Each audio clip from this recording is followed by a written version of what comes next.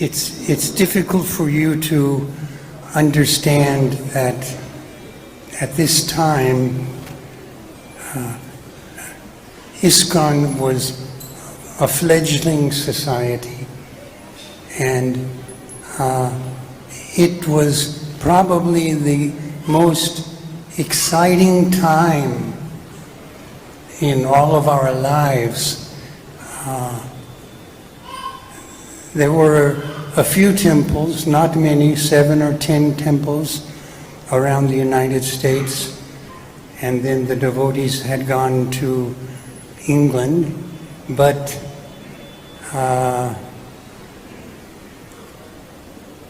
there had been plans made to have this festival in San Francisco,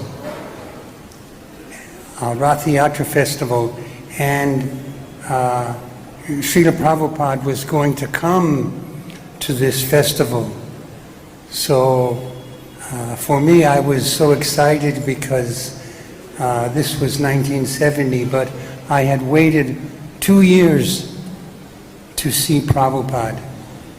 And finally, I was going to get this opportunity to see Srila Prabhupada. So we drove to San Francisco, and it was amazing to see so many devotees that had come from all of the temples around the United States, especially because our temple, we had 4 devotees in the temple, but there were so many devotees there, and everyone was busy working on this festival, this Ratha Yatra festival, and orchestrating all of the activities that were taking place was His Grace Jayananda Prabhu.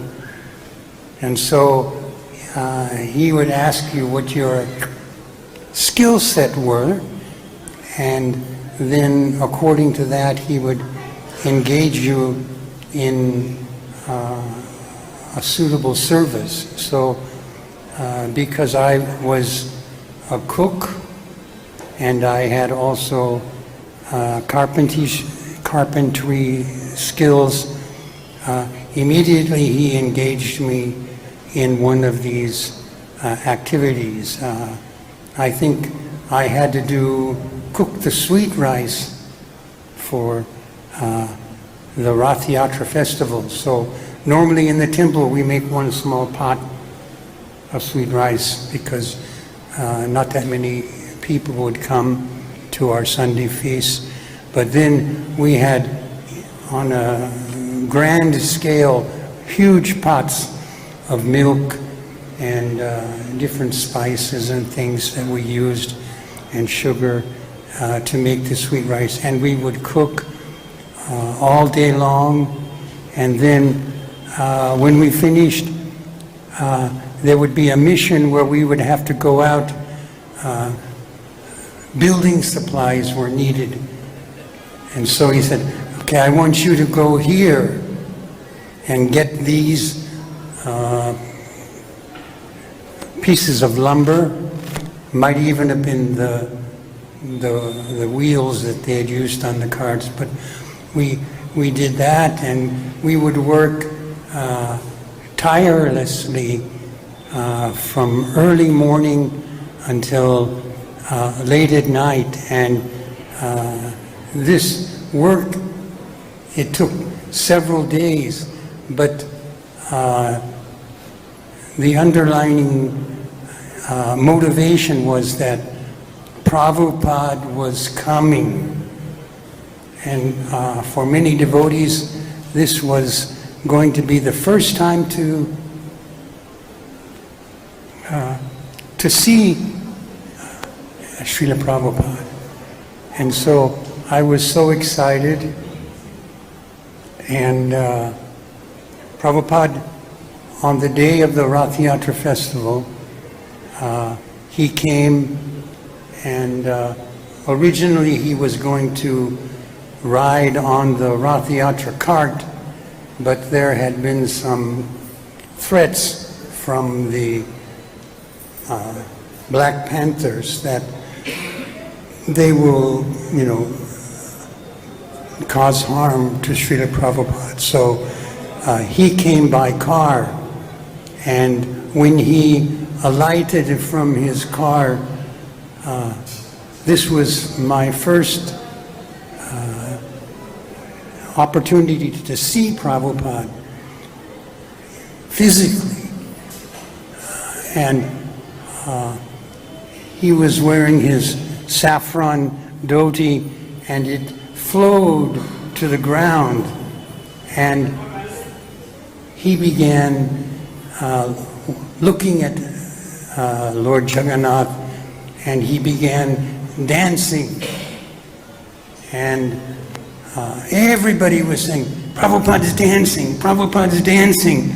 And the Prabhupada shuffle was introduced into our society. And from that day up until now, that was the standard dance that we would do for Prabhupada. But it was, as I said, so exciting to see Srila Prabhupada, knowing that this is a pure devotee. And it brought great thrill.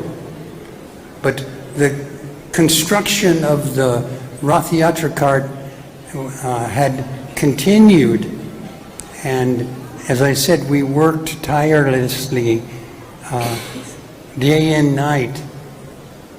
And at one point, myself and one other devotee, Bhakta John from Vancouver, who became Sridhar Swami, we were completely exhausted. And because there were so many devotees, there was no space anywhere for us to rest. So we found a closet, and we went into the closet and we closed the door, and finally we had some solitude and a bit of quietness, and maybe we were able to even sleep a little bit. But out of the blue, someone knocked on the door and opened the door, and it was Jayananda. And I said, oh no, we're busted. And then he could tell that we were exhausted. And then he said, you want some halava? And so he had a big bucket of halava, and he was going around giving this halava to all the devotees. But because we were so tired, we politely refused.